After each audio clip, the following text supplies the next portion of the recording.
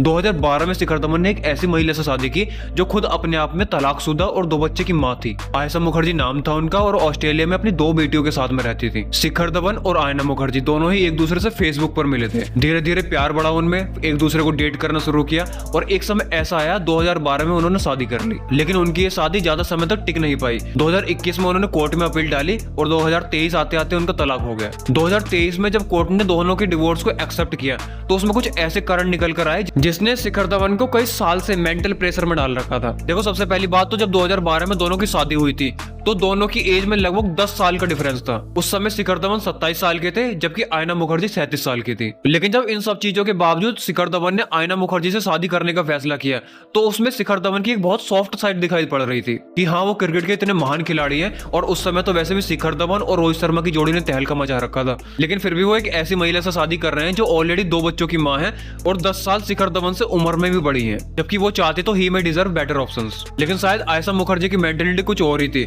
ना कोई सिंपैथी ना कोई इस चीज को लेकर सेटिस्फेक्शन। और जब उनका एक बेटा हुआ जिसका नाम उन्होंने जोरावर रखा तो उसे भी ज्यादातर समय वो ऑस्ट्रेलिया में ही रखती थी। बहुत लंबे समय तक शिखर धवन अपने बेटे से नहीं मिल पाते थे और कभी कभी तो 1-1 साल तक ना कोई मिलना जुलना, ना कोई वीडियो कॉल और ना कोई कॉल हो पाती थी उनके बीच में। काफी बार इस चीज को लेकर शिखर धवन इंस्टाग्राम पर भी पोस्ट डाल चुके हैं। आयशा मुखर्जी फैमिली से तो दूर रहती थी और तो और पैसों के लिए भी शिखर धवन पर बहुत प्रेशर बना रखा था। लिटरली ATM कार्ड की तरह यूज हो रहे थे वो। लेकिन अब 2023 के बाद वो इन सब चीजों से आगे बढ़ चुके हैं और अब एक नई खबर आ रही है कि 2025 में वो आयरलैंड की एक नई लड़की से शादी कर सकते हैं।